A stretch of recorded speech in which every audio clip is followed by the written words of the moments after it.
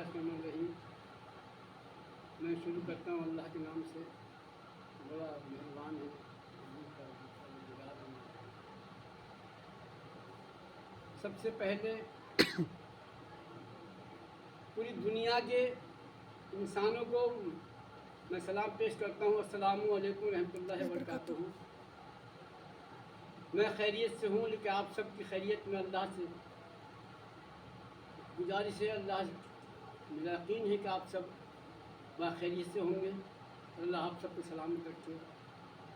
मैं मोहम्मद हबीब चिश्ती कादरी गुलामान ख्वाजा संजीर अजमेरी फाउंडेशन की तरफ से मैं कुछ बयान जारी कर रहा हूँ आप सबके लिए, जिससे इबरत हासिल हो।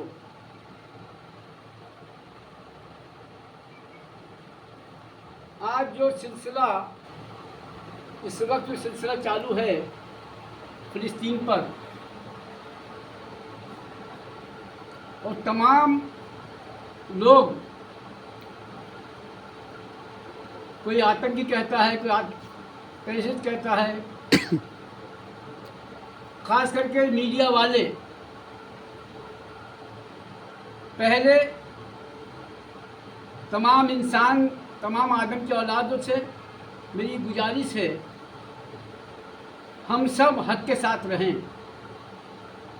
कमज़ोर के साथ रहें। हमारे हिंदुस्तान में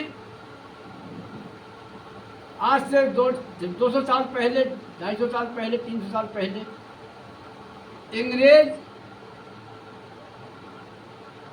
ब्रिटिश के लोग यहाँ आए और कहा हमें थोड़ी जगह दे दो तिजारत के लिए, बिजनेस के लिए। जब दी तो उन्होंने आस्ते आस्ते कब्जा कर लिया। कब्जा कर लिया, यहाँ तक कब्जा कर लिया, पूरे भारत को हमारा गुलाम बना दिया और उन्होंने नफरत फैलाना शुरू कर दी। जब भारत के लोग बहुत परेशान हो गए, तंग हो गए, तो अल्लाह ने भारत वालों की मदद की और एक ज़रिया बनाया। और ज़रिया क्या बनाया? हमारे यहाँ एक गुजरात के गांधी जी, उनको अल्लाह ने तैयार किया, आवाज़ उठाई कि हमें आज़ादी चाहिए, और उनसे कहा कि आप हमारे हिंदुस्तान छोड़ के, इंडिया छोड़ के भागो, तुम यहाँ जुल्म कर रहे हो। तमाम जो हिंदुस्तान में पहले सोने की चिड़िया कहा करते थे, हिंदुस्तान में जितना भी माल था, सोना चांदी जो था, वो सब वो ले गए और यहाँ के इंसानों को, रहने वालों को परेशान करने लगे।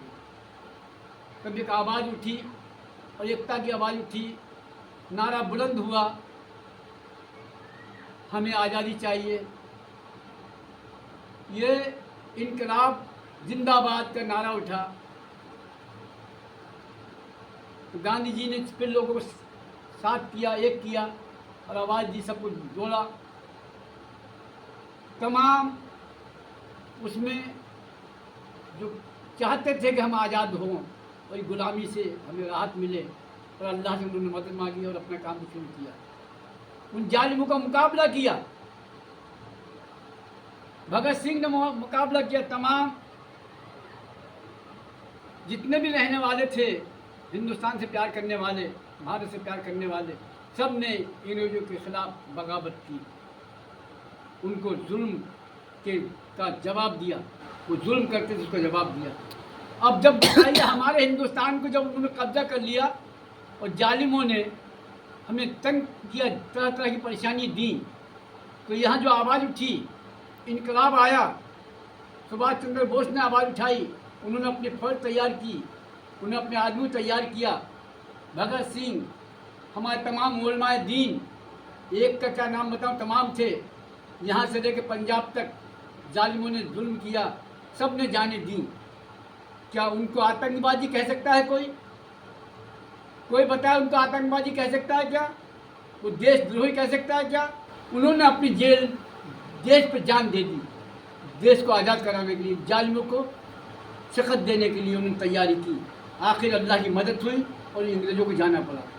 इसी तरह हमारे कुछ किसान भाई यहाँ बैठे, इन मीडिया वालों ने उन्हें भी आतंकबाजी बताया, देशद्रोही बताया, किसी को खालिस्तानी, किसी को आतंकबाजी, और ख़ास करके मुसलमानों को यूँ कहते हैं देशद्रोही आतंकबाजी है। मुझे बताइए, हक से आवाज़ उठाने वाले आतंकवादी हो सकते हैं क्या? जालिम हो सकते हैं क्या? अभी फ़लस्तीन को जितना जुल्म किया इसने 75 सालों में, वो जुल्म सहते सहते सहते सहते अब अल्लाह ने हिम्मत दी, मदद की उनकी, तो किसी ने आवाज़ उठाया। हाँ, तरीक़ा जो उसने शुरू इस्तेमाल किया वो गलत था, वो तरीक़ा अच्छा नहीं था कि बड़े बूढ़े बच्चे जवान जो तरीक़ा इस्तेमाल किया उसने गलत किया। अगर करता तो वहाँ की मिलिट्री पे करता, वहाँ के जो प्रधानमंत्री उस पर करता।